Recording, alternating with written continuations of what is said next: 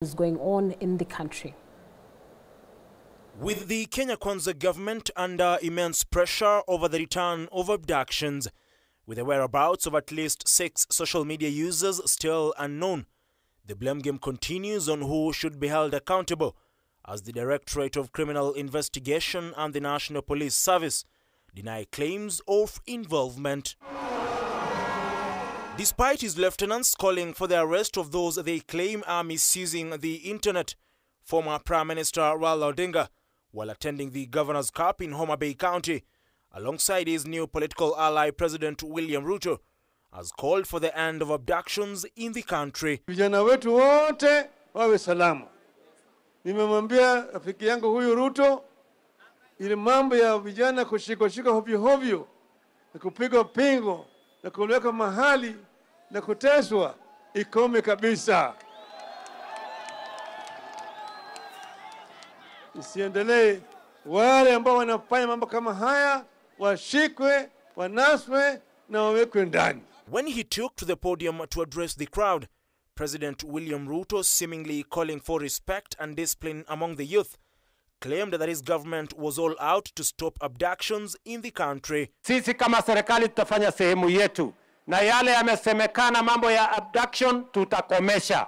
Ndio vijana wa Kenya waweze kuishi kwa amani, na vile wawe na nidhamu na wawe wangwana, tuweze kujenga Kenya tukiwa pamoja. His sentiments come despite him being on record denying knowledge of any abductions in the country after the Gen Z June-July wave of demonstrations. As I talk to you today, I don't have a single name of somebody who has been abducted or disappeared. I want to promise you and to promise the people of Kenya that under my administration, there will be no Kenyans in River Yala or any other river or in any other place. The sentiments come amid sustained pressure on the government, with the youth calling for the release of their counterparts, whose whereabouts remain unknown for days now. The head of state also called for unity, noting that he will continue to bring everyone on board for the sake of the country's unity. Siasa ya zamani, ya kugawanya watu, ya ukabila, ya chuki, ya migawanyiko, tutazika katika kaburi la sahau, tuunganishe Kenya, Kenya iwe moja.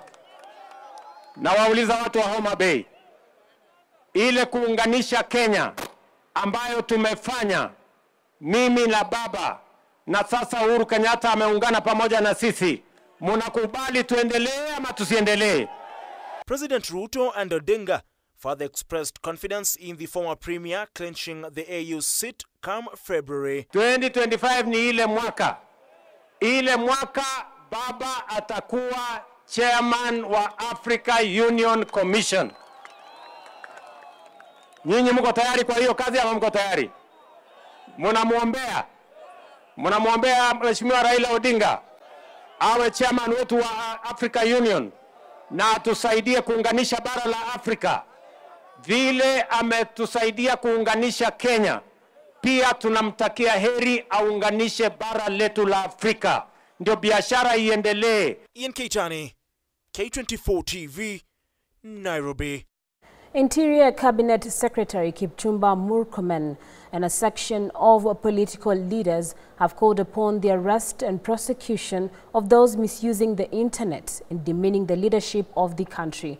This comes even as the Directorate of Criminal Investigations, DCI, has denied involvement in the alleged abduction of cartoonist Gideon Kibet, also known as Kibet Bull, as claimed by Busia Senator Okia Omtata. Eunice Omolo tells us more. As tension continues to rise over the spate of abductions in the country, the Directorate of Criminal Investigations, DCI, has disputed any involvement in abduction of Gideon Kibet. The young man went missing on the 24th December 2024 after meeting with Busia Senator Okia Omtata. Different human rights. The Law Society of Kenya, LSK, has to this end called for the immediate release or disclosure of the whereabouts of the missing individuals. The body is now calling on families and the public with any information regarding the abductions to report for legal assistance. LSK has further criticized the Inspector General of Police, Douglas Kanja, urging him to fulfill his mandate or step down, citing his failure to address the issue effectively. Meanwhile, Interior Cabinet Secretary Kipchumba Murkomen and other political leaders, including Speaker of National Assembly Moses Wetangula, Majority Leader Kimani Ichung'wah, and Minority Leader Junet Mohammed, have called for the arrest of individuals misusing the internet to tarnish the country's leadership. As a country, we must make a choice. We must make a choice of the kind of generation we are growing. I find it very funny and very unfortunate that we as leaders, including church leaders, we are glorifying the things that this generation is doing, a few of our children are doing on social media. Sometimes the things that are very unfortunate. Tabia ambayo Wakenya wameanza siku hizi ya kudhulumu watu kupitia mtandao. Ati fulani ya sasa amekufa, amevalishwa tai na suit, iko sanduku ndani yake. Bana, hiyo ni jambo la kuhuzunisha sana, ambayo inafaa tutoe mfano mzuri kwa vijana wetu na watoto wetu. Unaruhusu mtoto yako anaweka mtu kwa sanduku, hatua ikichukuliwa unalia, unapiga kelele. Mbona ulizuia kuua mtu mwingine? Speaking in Mukwea, Bungoma County, while condoling with the family of National Assembly Speaker Moses Wetangula, the leaders emphasized adherence to the Computer Misuse and Cybercrimes Act of 2018. Social media is a very good medium of communication, but it's also a bad medium if we abuse it. Those people who are hell-bent on not using but abusing social media are committing crimes against non-written law that is enforceable. And we want to ensure that Kenya lives decently. They have also pushed for the arrest of those alleging fake abductions. Because it's the same misuse. We have seen people alleging that they have been abducted, kidnapped, then they show up. All out of political expediency.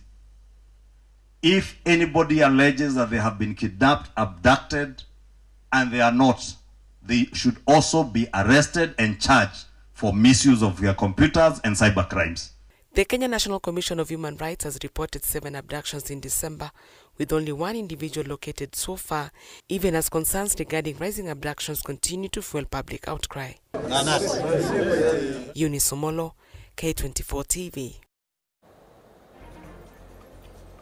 Well, on that note, we take another break here on Evening Edition. Coming up is a special feature on the Mai Mahio tragedy. Do not miss.